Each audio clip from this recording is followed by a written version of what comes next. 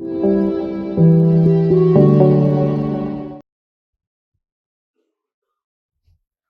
dia. Bom, eu vou contar uma história a vocês. Havia um rapaz que se chamava Plínio. Plínio, ele estava sentindo fortes tremores durante a madrugada e ele foi até a janela verificar o que estava realmente acontecendo. E ele se deparou com nuvens com formatos estranhos. Ele nunca tinha visto aquilo antes. Ele descrevia essas nuvens como formatos de cogumelos, né? Um longo tronco vertical com uma parte superior plana. E no dia amanhecer, dia seguinte, dia 25 de agosto de 79, ele deixou essa cidade com medo dela ser destruída. E no meio do caminho, ele viu o mar sendo puxado para trás da costa, como resultado de outro poderoso terremoto. A história que o Plínio nos conta é a história do poderoso Vesúvio engolindo a pequenina cidade de Pompeia. No ano de 79 d.C., aconteceu uma erupção que destruiu Pompeia. Destruiu monumentos, casas, comércios, mas tem uma parte boa. Tudo isso foi reconstruído. Ok, foi reconstruído monumentos, mas e os habitantes? Alguém habitava? Sim, eram poucos, 14 mil pessoas. Mas tinha bastantes habitantes porque era uma cidade pequena, né? Era bem povoada, então. E também aconteceu essa erupção depois de 79, que não matou muita gente. Dessas 14 mil, apenas 4 mil morreram. Mas quem geralmente morreu foram 3 tipos de pessoas. Os mais pobres, que não tinham condições financeiras de irem para outro lugar. Os escravos, que eram forçados a trabalharem pela área. E os guardas, que tinham que ficar, tinham que proteger a cidade para não ter mais roubos. Mas como as pessoas, das outras 10 mil pessoas, sabiam que ia acontecer uma erupção? Aquele vulcão do Monte Vesúvio era dado praticamente como morto. Ele estava adormecido por muito tempo. Só que, de repente, começou a surgir terremotos. Então, as pessoas já perceberam que tinha algo errado desde aí. Falando em vulcões, vocês conhecem o vulcão Etna? Ele também fica na Itália, mais especificamente em Sicília. Ele é o vulcão mais ativo da Europa inteira e é o 6º mais ativo do mundo. E além dele ser muito ativo, em proporção ele é muito grande, porque ele mede 3.330 metros de altura. E além dele ser muito ativo e muito grande, tem uma erupção que teve recentemente, que 2 aeroportos tiveram que fecharem, porque eles estavam soltando tanta nuvem de gás que não tinha como manter os aeroportos abertos. E teve uma outra erupção no ano passado, dia 23 de dezembro, um dia antes da véspera de Natal, que deixou 600 pessoas desabrigadas. Felizmente, nenhuma morreu.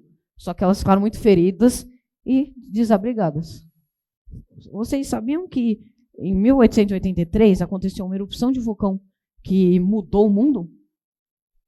O nome desse vulcão é Krakatoa. Na verdade, não é um vulcão, é uma ilha, onde existe 3 vulcões. Esses 3 vulcões são como os vulcões sianeses. Eles ficam entre si. E, por algum motivo, eles entraram em erupção ao mesmo tempo. Então, pensem, não foi apenas um vulcão, foi 3 vulcões entrando ao mesmo tempo em erupção. Mais especificamente, essa ilha ficava em Perboiata, na Indonésia. E vocês sabiam que o mundo inteiro ficou com 1 grau a menos? Exatamente, 1 grau a menos o mundo inteiro.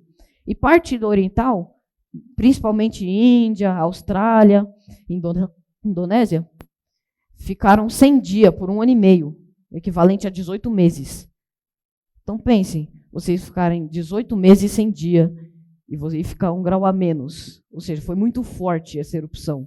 E já eram frequentes as erupções, ele era um vulcão muito ativo na época, mas não tinha muitas erupções fortes. Mas, de repente, ele teve essa erupção que mudou a história do mundo inteiro.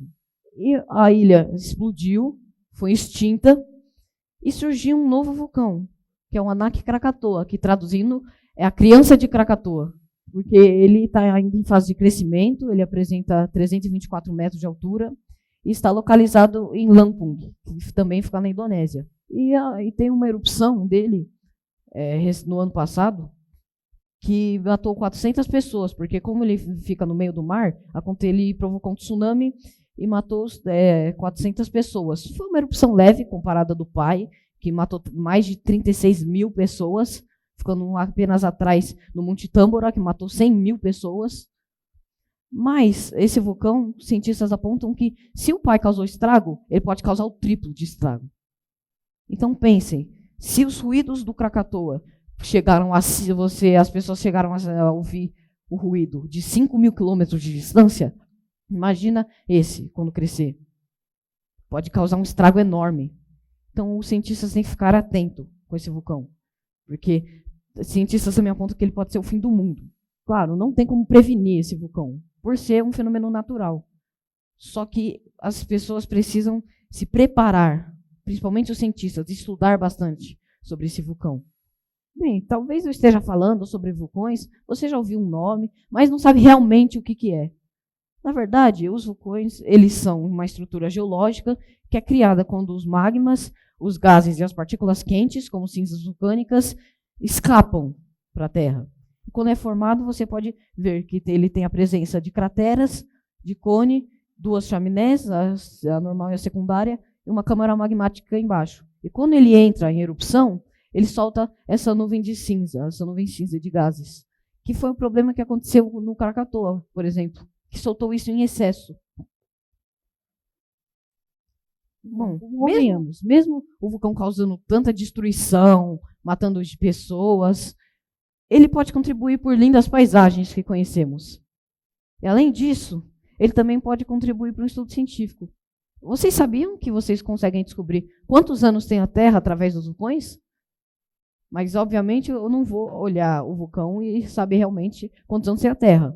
Eu vou ver como ele está, o estado que ele está, e ver.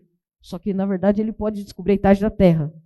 E também contribui para fatos históricos, como, por exemplo, que eu tinha citado no começo, a cidade de Pompeia, de 79 depois de Cristo, que quebrou monumentos, que se recuperou e reconstruiu a cidade. Começou a reconstrução na Idade Média. Tudo isso também são fatos históricos. Então, o vulcão auxilia muito nesses fatos também. Muito obrigado. Espero que vocês realmente tenham gostado e tenham um bom dia.